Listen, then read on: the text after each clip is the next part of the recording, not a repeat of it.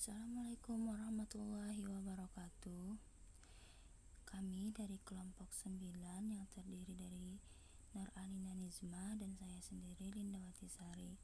Dalam mata kuliah pemenuhan dan pelindungan hak anak, di sini kami dengan judul Tindak Pidana Kekerasan Seksual Anak dengan dosen pengampu Rizky Nurhaide, SPSI, MPDI.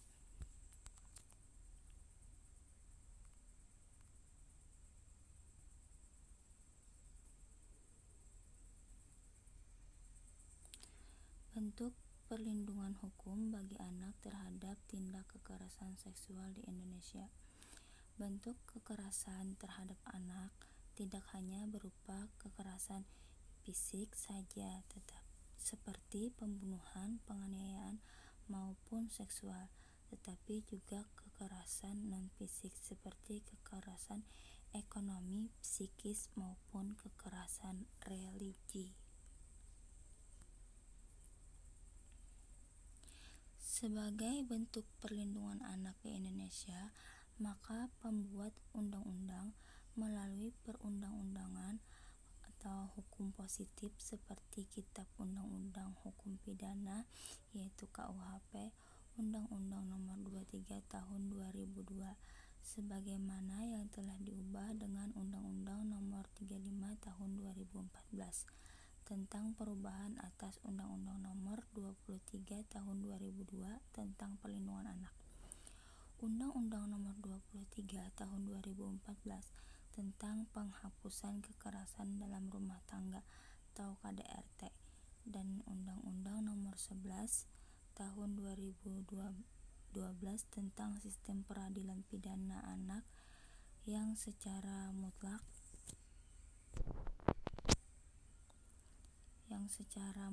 memberikan berbagai bentuk perlindungan hukum yang berkaitan dengan masalah perlindungan anak terhadap tindakan seksual.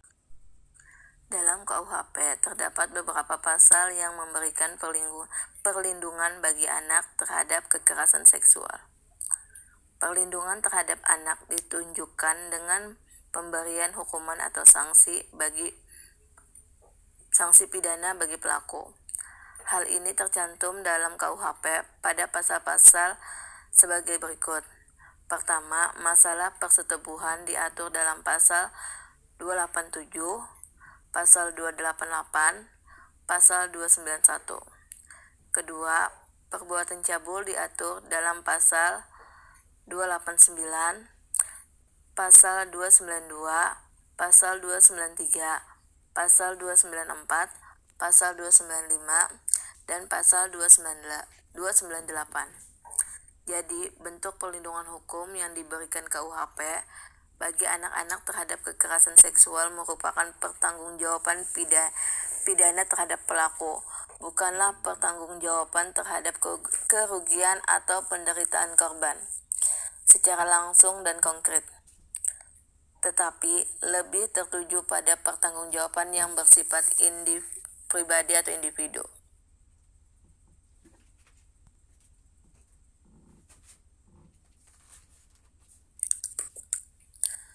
Penanggulangan hukum tindak kekerasan seksual terhadap anak di Indonesia.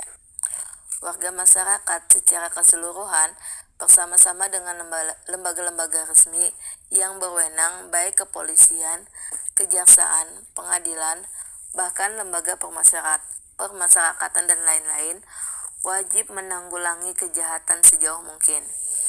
Penanggulangan tindak kekerasan seksual dapat dilakukan dengan dua cara, yaitu penanggulangan dengan menggunakan jalur hukum atau venal, dan penanggulangan di luar jalur hukum atau non-venal.